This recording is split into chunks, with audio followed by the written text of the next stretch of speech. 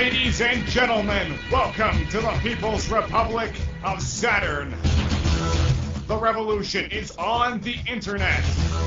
Broadcasting to the world at www.harrysaturn.com and www.liveaudiowrestling.com. This is your weekly audio check-in from WCW wrestler Perry Saturn. I think we can safely say that's the last time we'll hear the name or the word WCW wrestler Perry Saturn. Perry, how you doing today? I'm doing good. First of all, congratulations. The news happened this afternoon that you and World Championship Wrestling have parted ways. I think it's congratulations since both parties were unhappy with the situation. Mm-hmm. So, you know what I mean? Hopefully it works out for both parties. Right. This is a real turning point in your career. Are you looking at it like that? Yeah, absolutely. You excited about what's on the horizon? I'm nervous a little bit. Yeah. I don't have any real plans made yet, but I'll figure them out as I go. Right. I know you wanted to make a comment about how come you haven't updated the site in a little while. Can you expand on that?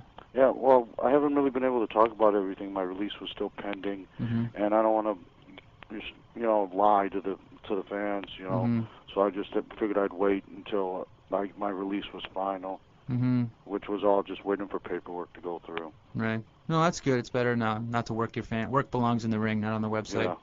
Yeah. Do you feel like there's been a weight lifted off your shoulders? Yeah, I do. I sure definitely do. Yeah. What do you call it? I'm sure there's a lot of people in WCW that are very happy to be there, and they'll be very happy to be there for a long time. Right. I unfortunately wasn't one of them people. Right. Can you sort of take us step by step through what happened from 2 Fridays ago when Vince Russo called and said, "There's something going down, Perry"? Actually, you know what? I don't think I found out until Saturday night, the night before the pay-per-view, is when I found out. What happened? Some of the guys were talking, saying that they took Vince out of his position, of creative authority, and they were putting Kevin Sullivan in charge of booking. And was it that moment that you realized there's not a future here for me at World Championship Wrestling? Yeah, many times Kevin Sullivan said that I would never draw a dime, that me, Shane, Dean, the whole, not necessarily, it was me, Dean, Chris, collectively we're the largest waste of money the company has. So, if that's the guy who's in charge of booking your stuff, you obviously don't have much of a future or a fair chance to get booked correctly. So what happened the next morning when you showed up in Cincinnati for the pay-per-view, when you went to the building? Well, there's about 20 people who are unhappy with the booking situation, and throughout the day, I guess about 20 people did complain about it. There were 7 people in my group that went in there, and which was me, Shane, Kidman, Conan, Eddie Guerrero, Chris Benoit, and Dean Malenko. And during we had a conversation with Bill Bush and explained our concerns, and Bill felt that he was doing the right thing by the company. He's in a really tough position, he's the new boss. There's a lot of things going on. The company's losing money. I guess they weren't happy with the direction Russo was going in. The way it was explained to me was Russo had certain guidelines that he had to follow, and each week he tried to stretch them farther and farther, and then finally they had to pull his chain, and yank him back. So in a company meeting one time, Bill Bush said that one of the things that would be different in WCW would be that he wanted a team atmosphere, and if people who didn't want to be there, he wouldn't make them stay, that he'd give them their complete unconditional release. And as I got dissatisfied with the conversation, that he was making excuses for what he did, and didn't look like there was going to be a chance of any change. Right. So I told him, I asked him if he said that, and he goes, yes, he did. And I go, okay, then Bill, please be a man of your word, give me my release. I would like my release. And at that time, Chris Benoit goes, Bill, I'd also like mine.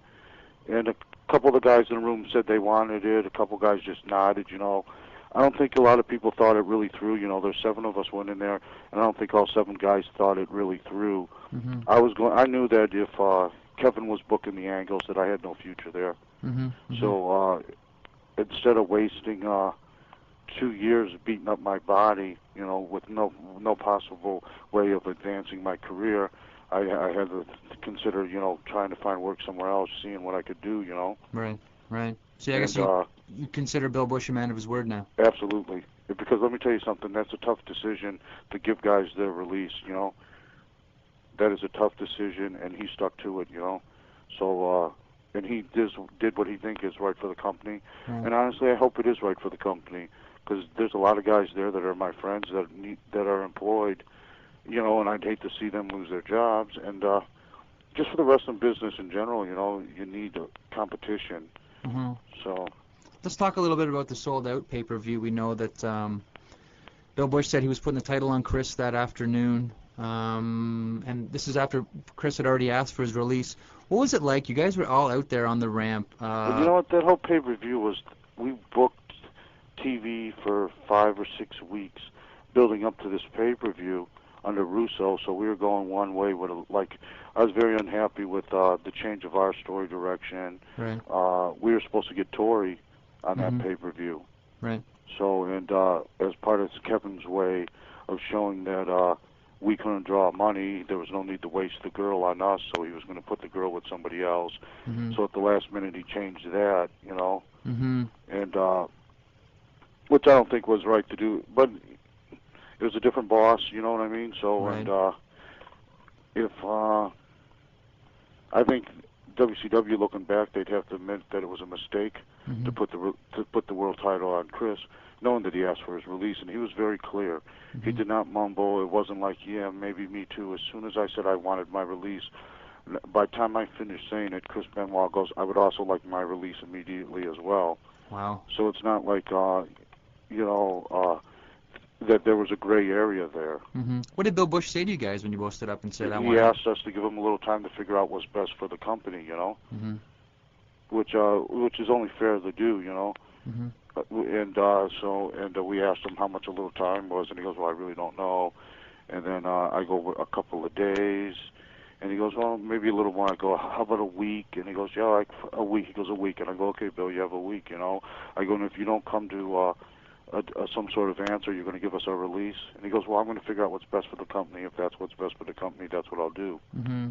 Did he at any point ever say, okay, you know what, I know you guys aren't happy. What would make you guys happy? Yes, he did. Yes, he did. And at one point, we came up with a compromise, which I thought we were going to use, Mm-hmm. and somewhere it got changed. Mm-hmm. How soon after you guys talked the first time did it get changed? Well, you know what? The next day, Bill talked to us again, and just trying to negotiate. I don't want to say negotiate, because he didn't have to negotiate with us. He was trying to do what I think a good boss would do. He was trying to unheat a heated situation. Mm-hmm. And we talked for, I don't know, an hour and a half on Monday about, you know, what we thought would work. And we came up with, Bill contributed to the idea of what we all felt would be something that would be easy for us to work with, make us comfortable, and make WCW comfortable. Mm-hmm. And so we all assumed the situation was resolved. Mm-hmm. You know, and that maybe 15 minutes later, Bill came up to us and asked us all to leave the building. That what do you call it? He'd be contacting us later in the week. It's kind of a no-win situation for Bill Bush right there. I mean, if he gives you guys what you want, then he looks almost like a lame duck president. The boys are running the company. But then if he lets you walk, then he's the guy that's letting all this tremendous talent walk away from his company. He really couldn't win in this situation. Well, you could know he? what though?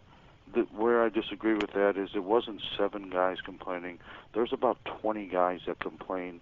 Only 7 guys asked for the release. Mm-hmm.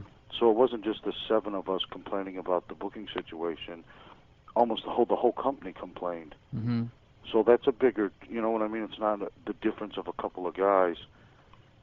Right. And honestly, what do you call it? If you look at the track record of the booking committee that is now in charge, they haven't ever been very successful.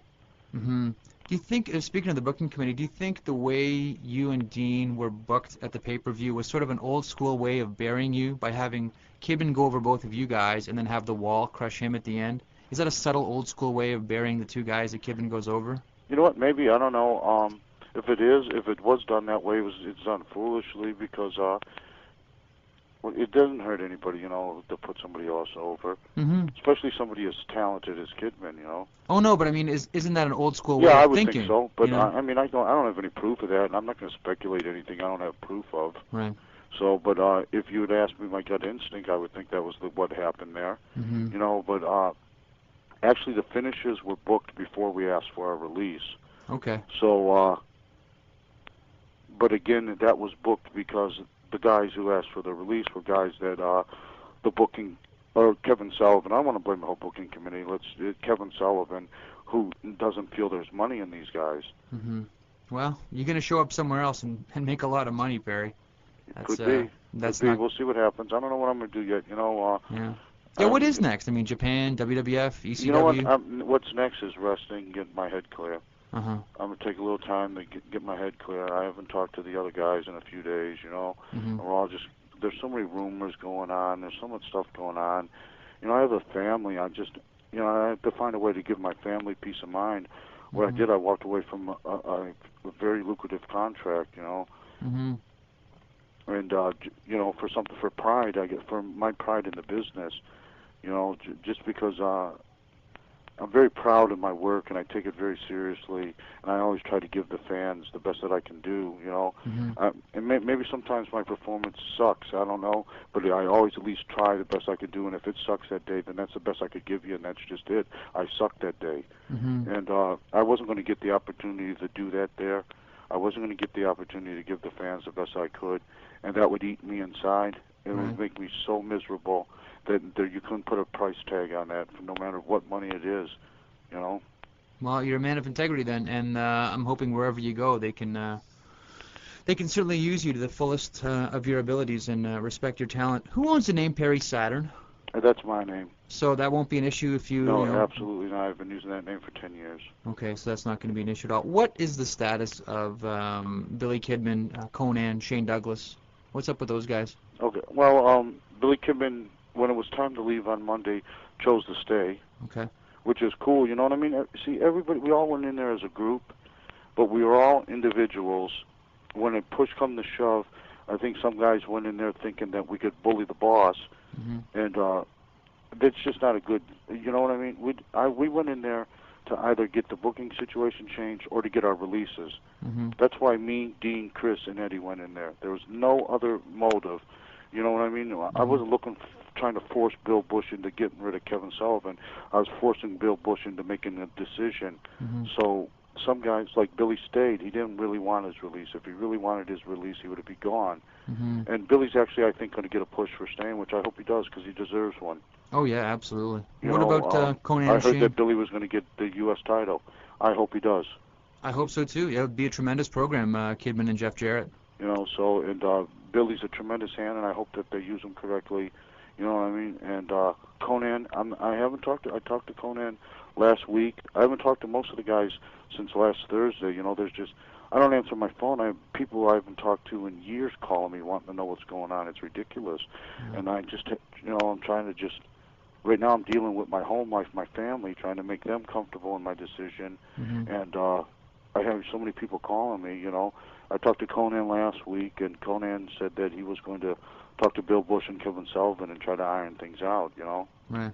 So, and I'm sure he can, because, again, I'm sure WCW didn't want to lose any guys that they're losing or they lost or they could have lost. They didn't want to lose any of the 7, but they felt it was in their best interest to keep Kevin in charge, or maybe not to give in to our request, whatever the reason was. Because I can understand Bill's position. I didn't really think about Bill's position going in.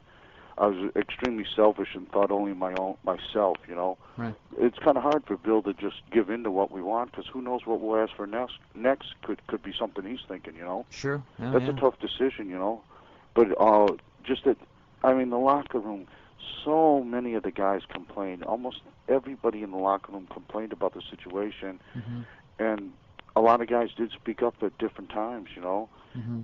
Just not all of them spoke up. And if everybody would have spoke up that complained, then I think he would have made a change, because he would have had no choice. It would have been like almost a unanimous decision. So it wasn't a matter of 20 guys walking in there and saying, we all want our release. It was more 20 guys walking in there saying, we're uncomfortable with Kevin Sullivan. Yeah, or uncomfortable. Like, I guess some guys complained about JJ and Mike Graham as well, right. Which our 7 guys did never mention anybody's name other than Kevin Sullivan's. Okay. JJ doesn't do anything with booking, as far as I know. Maybe he does. If he does, I have no idea. And Mike Graham's an agent. Mike Graham he's stuck between a rock and a hard place. He has to do. he's got to deal with the boys firsthand. And if the booking committee gives you a bullshit finish, Mike Graham has to be the guy to go convince the boys that that's the right thing to do, even though he probably knows it's not the right thing to do. But that's his job, so he has a crappy job, you know. So, and none of them got, like, what do you call it, anything, like JJ, I have no problems with JJ. JJ's never done anything to me. Mike Graham has given me finishes that he got from the book, but that he's got from somebody else. It's not his finish. So, so nobody in our group complained about them. But I guess other people did, and perhaps if everybody would have concentrated on one thing instead of spreading it out, it wouldn't have been as difficult as a decision to make. But again, kudos to Bill Bush, because he stuck to his word. He did tell us all that he would give people their release if they wanted out, and I most definitely have my unconditional release effective today. Perfect. What about guys like Vince Russo, Ed Ferrara, Bill Banks? What's their status? I know Ed and Bill have decided to stay, but I haven't heard much about Vince Russo lately. I don't know. You know what? I haven't talked to any of them guys since the day I left. I haven't talked to Vince before I left. Vince talked to Shane Douglas a few times on the phone, and Vince kept telling Shane to hang on, relax, that things would be changing, he would be coming back, which led a conflict between Shane and the rest of us, because we felt once we asked for our release, that was it. You know, you can't go back on that. And Shane wanted to wait to see if Vince Russo was coming back. At the point when Bill Bush decided that he was keeping Kevin and letting us go, there was no way I was staying. I don't care if I have to be a gas station attendant down the street. There was no way I was staying. Shane kept saying, no, we got to wait, you know, because Vince Russo's coming back. But that wasn't what the majority of the group wanted to do. So Shane's kind of in limbo. He's kind of ostracized himself from the rest of us. But the simple fact that he wanted to wait when no one else did. And you know, he kept emphasizing, well, this is a group, we're doing this all together. And we kept trying to tell him, well, Shane, yeah, but 4 of the 5 guys want to go. So if it's a group, then majority rules. But Shane wanted to be leader, spokesman, dictator, the whole thing, and me, Dean, Eddie, and Chris did not want to stay. What happens now to Shane Douglas if Vince Russo doesn't come back? I don't know. Hopefully they don't hold a grudge. If maybe Shane will take his release and go somewhere else. I don't know. I haven't talked to him. Shane left a very vulgar message on my machine, thinking that I screwed him, and I'm dealing with enough stuff in my life right now where I'm not going to call and get into a heated argument with him on the phone. It's not worth it. So I haven't talked to Shane. Hopefully things work out for him, you know what I mean? Hopefully someday he realizes that nobody screwed him. If he got screwed, he screwed himself by not sticking with the group. Because we went straight forward, you know, nonstop, and he kept stutter-stepping, going, well, wait a minute, maybe we should stay. You know, Vince might be coming back, and the rest of us were going, no, we're going, that's it. You know, once we knew last week that they were going to give us our release, and we just didn't receive it yet. So once we knew that, I think they tried to wait us out and try to see.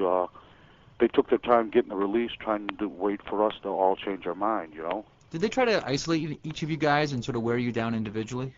No. I hired an attorney, and once they called me with my release, I hired an attorney, and I never talked to nobody again. They had talked to my attorney. Oh, okay. So, and like the other 3 guys, Dean, Chris, and Eddie, I haven't talked to since last Thursday, because we all decided let's just take a break and figure it out. Right. So you get a couple days to chill out and then decide the rest of your career. Yeah. When you look back, how long were you in Atlanta?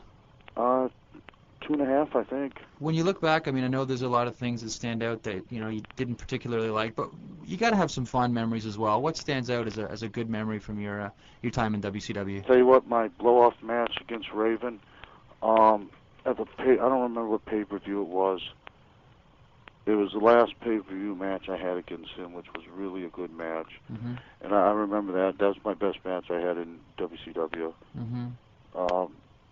I just can't remember the pay-per-view. It was the last one we had. It was like something after summer. What's the Beach Blast? Something after that. Oh, Bash at the Beach? It's something after that one, though. One of the next ones. Road Wild? No. It was after Road Wild. It was in Winston-Salem, and him and I rocked the house. It was we had Canyon handcuffed at ringside. We had Lodi out there. I ended up Death Valley driving Lodi through a table. Raven and I did a bunch of false finishes. The people bought every finish. It was tremendous. Mm-hmm. And in the end, Raven put me over clean and let me go on my way, and he did his thing, you know. Nice. So that was really the best match I had since I've been there the whole time, you know. But I had a lot of. It was good, you know. That was the first time I worked for a major company like that. Right. You know, I worked for New Japan. I worked for ECW. I worked for Tenru's War. But this was a big, major corporation with the national exposure and stuff. So I got a lot of good things out of it. Mm-hmm. And I don't hold any hard feelings or resentments. And again, I actually have a lot of respect for Bill Bush because he took a tough decision, and he kept to his word, and he did what he thought was right for business. Mm-hmm. Just like he should have no personal feelings or anything against me because I did what I thought was right for Perry Saturn. Perfect. Perry, thanks a lot for your time this week, and thank you for your honesty. And I'm sure your fans respect you even more now than they did before. Thanks a lot, man. Take a couple days off, chill out, and hopefully we'll see you back on TV soon. All right, man. Thanks, Perry. See ya. Fans, if you want Perry Saturn to answer your emails on this program, the address is perry@perrysaturn.com. Retransmission in whole or in part of this broadcast without the express written consent of Perry Saturn and live audio wrestling is strictly prohibited.